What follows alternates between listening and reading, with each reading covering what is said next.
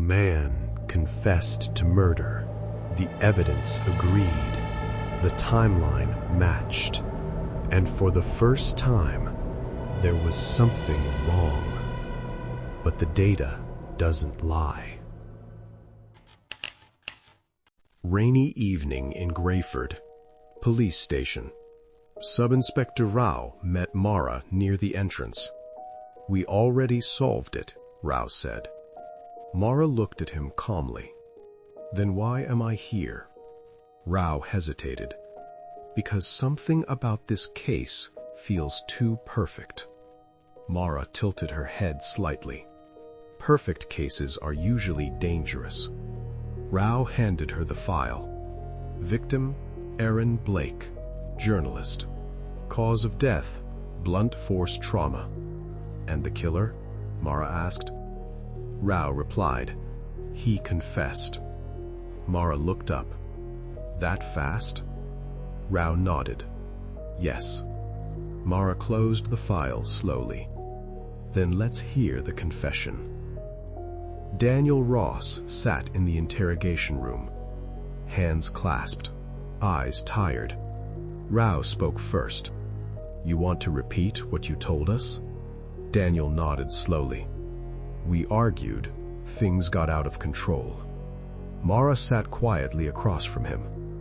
What did you argue about? She asked calmly. Daniel exhaled. A report, financial mistake. He found it.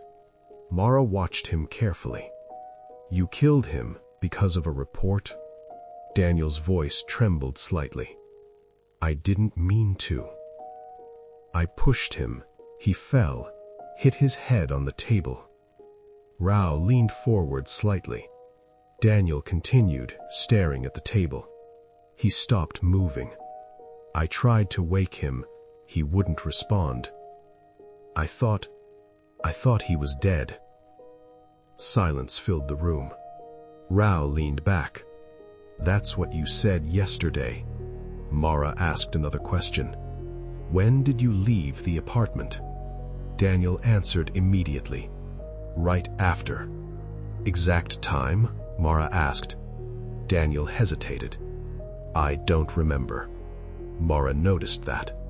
She didn't react, just nodded. All right. Rao looked confident. Open confession? Evidence matches. Mara asked, show me the crime scene photos. Rao handed over the tablet. You think he's lying? Mara replied quietly. I think he believes he's telling the truth. Rao blinked. How is that possible? Mara said softly. That's what I'm trying to understand. They reviewed everything together. Weapon found. Fingerprints matched Daniel. Neighbors heard shouting. Security camera showed Daniel entering. Rao crossed his arms. This is the cleanest case we've had in months. Mara nodded slowly. Yes. Then added quietly. And that's what worries me. The detail. Mara zoomed into one of the photos. Rao leaned closer. What did you find? Mara pointed at the laptop screen. Look. Rao read the draft headline. The file they tried to erase. Rao frowned. That doesn't sound like a financial report. Mara said, No, it doesn't. Rao looked at her. You think Aaron discovered something else? Mara replied, I think Daniel wasn't the real problem. That night, Mara was driving home, rain tapping against the windshield. The city lights blurred. A memory surfaced.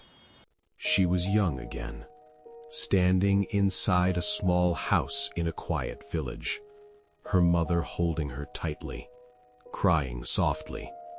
her twin siblings sitting beside her, confused. A man in uniform speaking carefully. "We're sorry. The operation failed." Another voice added, "We couldn't recover him." Mara's mother whispered, "No." The man paused. "Ma'am?" She repeated, "He's not gone." Young Mara looked up. "What do you mean?" Her mother said quietly, "Your father always finds his way back." Years later, Mara never forgot that moment. No body, no proof, just a conclusion people accepted too quickly. Mara whispered in the present, "The data doesn't lie." Next morning, Rao looked surprised to see Mara again. "You came back?" Mara nodded. "Yes." "You solved it already," Rao said. Mara replied calmly, "No." Rao raised an eyebrow. "What changed?" Mara asked, "Where is Aaron's phone?" Rao checked the report. It's missing." Mara stopped walking.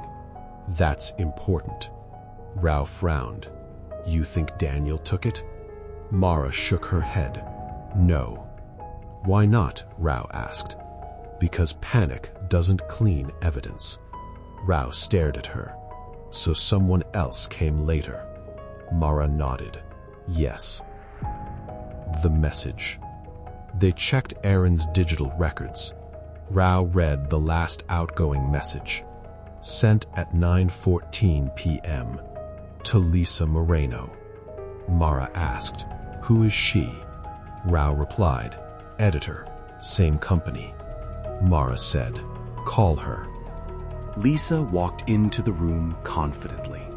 She looked calm, almost too calm. Rao began, "You spoke to Aaron before he died." Lisa nodded. "Yes." "What about?" Rao asked. "A story," she replied. Mara leaned slightly forward. "What kind of story?" Lisa answered, "A big one." "How big?" Mara asked. Lisa smiled faintly. "Big enough to scare people." Rao asked, "Why didn't you tell us this earlier?" Lisa shrugged. "You already had your killer." Silence filled the room. Mara observed her carefully. Outside the room, Rao said, "It still looks like Daniel did it." Mara didn't answer immediately, because he was right. Everything still pointed to Daniel. Even she had almost accepted it. Then suddenly, Mara looked up. "Rao." "Yes?"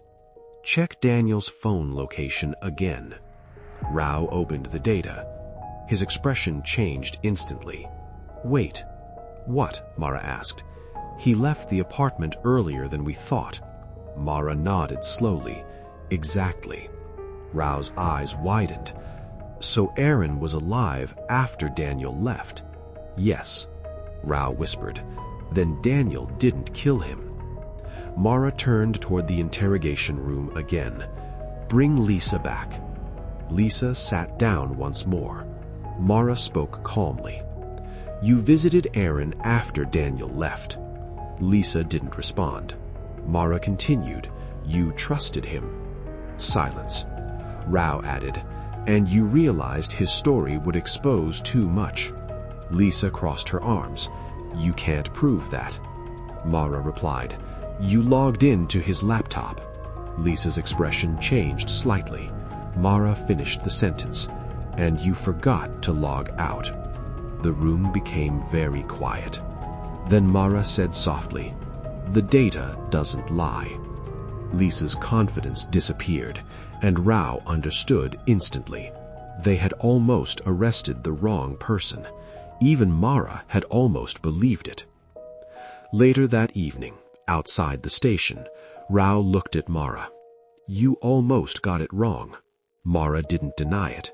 "Yes." Rao smiled slightly. "That must feel strange."